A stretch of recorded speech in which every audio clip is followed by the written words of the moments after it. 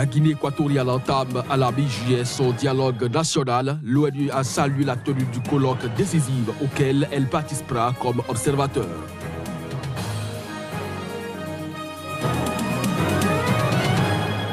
L'ONU salue le rapprochement en cours entre l'Érythrée et l'Éthiopie. La rapporteuse spéciale de l'Organisation sur l'Érythrée a appelé les parties à ne pas oublier dans leur discussion le caractère central des droits de l'homme. Un drame basé sur les violences intercommunautaires au Nigeria, les heurts entre éleveurs musulmans Peul et agriculteurs chrétiens qui ont éclaté au cours du week-end dans le centre du pays ont fait plus de 200 morts.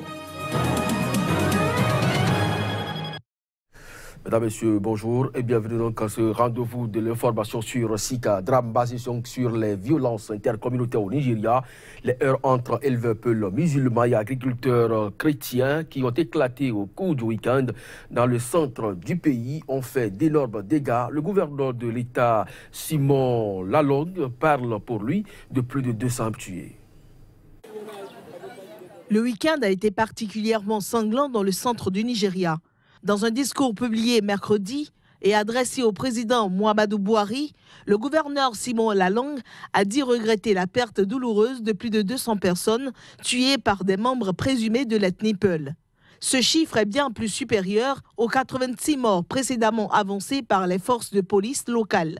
L'association des éleveurs de bétail, Mieti Allah du Nigeria, a affirmé de son côté que les milices civiles des Berom et les Irigwe ont attaqué des villages Peul ainsi que leur bétail au cours des derniers mois. Cependant, ils nient leur implication dans les récentes tueries. Le président Muhammadu Buhari, ancien général originaire du nord du pays, a rejeté toutes les accusations selon lesquelles il soutenait la communauté Peul et musulmane, alors qu'il est fortement critiqué depuis plusieurs mois pour son inaction face à la crise qui cristallise toutes les tensions dans le pays. Les prochaines élections générales et présidentielles se tiendront en février 2019 et beaucoup s'inquiètent des récupérations de groupes criminels à des fins politiques, mais aussi la tournure ethnique et religieuse que prend ce conflit dont le premier enjeu est l'accès aux terres fertiles. Reprise ce mercredi à Lomé du dialogue entre l'opposition et le gouvernement togolais et le parti au pouvoir, l'Union pour la République. Les présidents guinéens et ghanéens dirigent ces pourparlers qui reprennent après 3 mois de suspension. Le dialogue politique a été engagé depuis février dernier pour trouver une voie de sortie de crise au Togo. Mais les discussions ont été interrompues après 3 séances de discussion seulement. Pour cette étape, les présidents ghanéens Nana Akufo-Addo et guinéens Alpha Condé ont foulé Lomé pour la poursuite des discussions.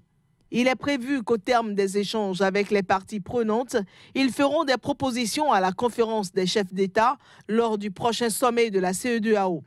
Déjà, la présidence a averti l'opposition et les facilitateurs qu'aucune décision ne remettra en cause l'ordre constitutionnel tel qu'il en a été décidé dans le règlement intérieur du dialogue. Une mise en garde qui représente le principal point d'achoppement du dialogue puisque l'opposition exige le retour à la Constitution de 1992 et donc l'impossibilité pour le chef de l'État, Faure Gnassingbé, de se présenter à plus de 2 mandats et d'être candidat à sa propre succession en 2020. Le pouvoir a toujours refusé que la limitation des mandats réclamée par l'opposition soit rétroactive. Résistance du côté de la coalition de l'opposition qui a plusieurs fois martelé qu'elle n'accepterait jamais que Faure Gnassingbé se représente pour un 4e mandat à la présidentielle de 2020. La Guinée équatoriale, de son côté, entame à la mi-juillet son dialogue national. L'ONU a salué la tenue du colloque décisif auquel elle participera comme observateur. C'est la première fois que des observateurs internationaux sont invités à un dialogue politique en Guinée équatoriale, le 6e depuis l'arrivée au pouvoir en 1979 de Teodoro Obiang Nguema. Pour l'ONU, cette table ronde est la meilleure plateforme pour permettre à la Guinée équatoriale de trouver les solutions aux problèmes politiques posés et éviter la violence.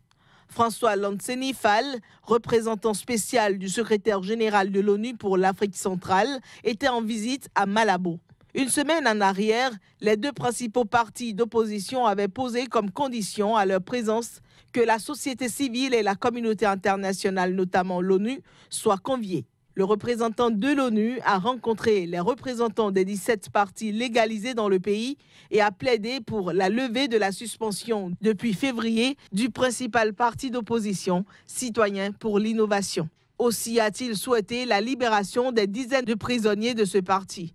Il s'est aussi entretenu avec le président Teodoro Obiang Nguema, affirmant avoir reçu les assurances du chef de l'État qu'il créera les conditions pour la participation de tous les partis politiques, y compris ceux de la diaspora, et que leur sécurité sera garantie.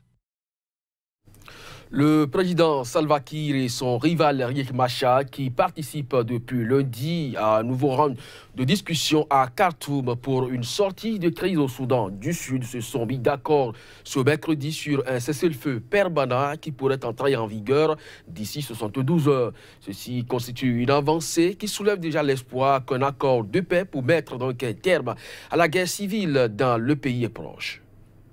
Les deux parties se sont entendus sur un cessez-le-feu permanent qui devrait entrer en vigueur sous 72 heures. L'annonce a été faite par le chef de la diplomatie soudanaise, Al-Dirdiri Mohamed Ahmed, avant que les deux rivaux ne signent le document en présence du président soudanais Omar El-Béchir. Le président sud-soudanais Salva Kiir et son rival Riek Machar participent depuis lundi à un nouveau round de discussion à Khartoum dans le but de trouver une issue au conflit qui ravage leur pays depuis 2013. Les deux hommes ont exprimé ces derniers jours leur espoir de parvenir à un accord de paix. Ces pourparlers suivent un sommet des États d'Afrique de l'Est à Addis Abeba qui s'est achevé sans véritable avancée alors que l'ONU a donné jusqu'à fin juin aux belligérants pour arriver à un accord politique viable, brandissant une menace de sanctions. Le Soudan du Sud a obtenu son indépendance du Soudan en 2011. Le pays s'est ensuite enfoncé dans une guerre civile fin 2013 quand Salva Kiir a accusé son ancien vice-président Riek Machar de fomenter un coup d'État. Le conflit a fait des dizaines de milliers de morts et des millions de déplacés, dont des centaines de milliers ont trouvé refuge au Soudan. Le rapprochement en cours entre l'Érythrée et l'Éthiopie a été jeudi salué par l'ONU. La rapporteuse donc spéciale de l'organisation sur l'Érythrée a appelé les parties à ne pas oublier dans leurs discussions le caractère central des droits de l'homme. L'appel de la rapporteuse spéciale de l'ONU sur l'Érythrée intervient alors que l'ONU et l'Érythrée ont vanté les mérites de la paix mardi à Addis Abeba. C'était à l'occasion de la visite historique d'une délégation gouvernementale érythréenne destinée à mettre un point final à la guerre et à des décennies d'hostilité entre les deux voisins de la Corne de l'Afrique. L'envoi de cette délégation a été décidé par le président érythréen à la suite d'une ouverture du régime éthiopien. Chose inimaginable il y a encore quelques semaines. Le chef de l'État éthiopien a pris ses fonctions en avril et a depuis amorcé un train de réformes sans précédent. Au nombre de ces bouleversements, l'annonce début juin de son intention d'appliquer l'accord de paix signé en 2000 avec l'Érythrée et les conclusions de la Commission internationale indépendante sur la démarcation de la frontière. La rapporteuse spéciale, qui a présenté son dernier rapport au Conseil des droits de l'homme, a appelé le Conseil à renouveler le mandat de rapporteur spécial sur l'Érythrée, question qui sera discutée le 5 ou 6 juillet, et a également demandé à la communauté internationale de ne pas renvoyer les réfugiés érythréens dans leur pays, où ils sont considérés comme des traîtres.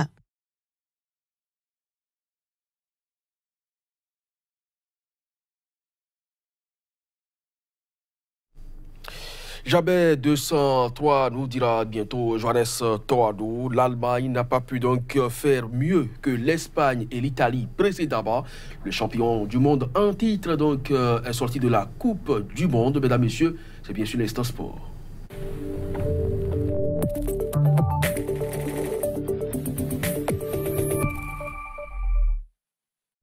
Johannes Toado, bonjour. Kodjovi Ametonou, bonjour, amis téléspectateurs, bonjour. Alors, c'est un coup de tonnerre en Russie. L'Allemagne, le plus grand favori donc, de ce mondial russe, passe désormais à la trappe. Tout à fait, Kodjovi Ametonou, la malédiction du champion en titre a encore frappé, mais cette fois-ci, c'est inédit. L'Allemagne éliminée au premier tour de mondial, c'est une première depuis 1938. L'Allemagne n'avait jamais été sortie dans les phases de poule d'une phase finale de Coupe du Monde. Et puis, il faut rappeler, vous en avez parlé lors des 5 dernières éditions du mondial, le vainqueur sortant a toujours été éliminé lors de la phase des poules. La France en 2002, l'Italie en 2010, l'Espagne en 2014 et donc l'Allemagne en 2018. Seul le Brésil, titré en 2002, a quitté la compétition lors des quarts de finale 4 ans plus tard. C'était notamment en Allemagne, et qui a donc réussi sur cette période à éviter cet improbable sort quand Dieu Ametonou. Alors, chaque fois, surtout quand il s'agit du continent africain, avec les équipes africaines, vous parlez de l'impréparation, du manque de sérieux. Alors, qu'est-ce qui peut justifier cette contre-performance de la Mannschaft? La contre-performance de la Mannschaft peut se voir sous plusieurs angles. Déjà, l'équipe qui a été sélectionnée. On a vu des joueurs de talent qui ont été laissés à quai parce que le sélectionneur Joachim Löw avait le sentiment qu'il ne pouvait pas apporter assez. On a, par exemple, Leroy Sané, qui a été étincelant tout au long de la saison avec City, l'un des tout meilleurs passeurs d'Europe, buteur également, qui est un joueur frisson, un joueur de déséquilibre, mais qui a été laissé pour un Julian Brandt qui a été inexistant tout au long du tournoi. Donc, on a fait des choix qui n'ont pas été des choix payants. La titularisation de Timo Werner, la titularisation de Léon Goretzka pour ce match couperait hier, alors même que des joueurs comme Sami Khedira et Mesut Ozil avaient été sortis du 11 et avaient permis à l'Allemagne de battre la Suède dans le second match pour prendre ses 3 premiers points. Il a remis ces joueurs-là titulaires pour un match décisif face à la Corée du Sud. Vous ne pensez pas qu'on peut jouer aussi l'expérience? Parce que quand vous parlez de Mesut Ozil, c'est quand même un cadre de l'équipe. Tout à fait, mais c'est des joueurs qui n'ont rien apporté lors de cette phase finale de Coupe du Monde-là et qui ont eu des saisons mi-figue, mi-raisin, même en club. Ils n'ont pas été décisifs ou très importants dans leur club tout au long de la saison écoulée. Et donc, d'accord, ils sont expérimentés, mais si vous avez eu le génie de les sortir et que vous avez pris les 3 points, ben c'est utile de continuer à les laisser sur le banc pour continuer la compétition. Est-ce que vous pensez que la Corée représentait quand même une arme fatale pour l'Allemagne avant l'entame de la rencontre? Vous savez, l'empire du milieu, où ces pays-là sont des pays extrêmement disciplinés. Le Japon l'a fait face au Sénégal. Ils ont déjoué les pronostics. La Corée du Sud, c'est une équipe organisée, disciplinée et très bien structurée. Donc, quand vous les prenez de haut, et ben, finalement, ça paye cash. Et ça donne ce que ça a donné. Voilà. Alors, les autres résultats des matchs joués dans la journée d'hier? Tout à fait. Large victoire de la Suède face au Mexique. Ça a surpris tout le monde. Mais ben, le Mexique s'est quand même qualifié in extremis et accompagne donc l'équipe de Suède. Voilà. Et il faut rappeler aussi que Suisse-Costa Rica en clôture de soirée, c'était 2 buts partout. Et puis Brésil-Serbie, l'autre match tant attendu, victoire du Brésil avec des buts de Paulinho Thiago Silva, 2-0 donc face à la Serbie. Les oppositions sont connues, Suède-Suisse, match très ouvert, et puis Brésil-Mexique, ce sera probablement un match tout à fait serré. Nord-Amérique. Alors, le match de la journée pour l'Afrique, on attend quand même le Sénégal. Tout à fait, le Sénégal qui joue son destin cet après-midi face à la Colombie, et le Sénégal qui est obligé de gagner pour éviter tout type de calcul. Il y aura à la même heure Japon, Pologne, et puis en clôture de soirée, Angleterre, Belgique, et puis Panama, Tunisie, match comptant pour du beurre, et puis Angleterre, Tunisie. Il faut signaler que l'attaquant des Diables Rouges, Romelu Lukaku, est forfait. L'homme est blessé, il ne sera pas titulaire dans cette opposition-là.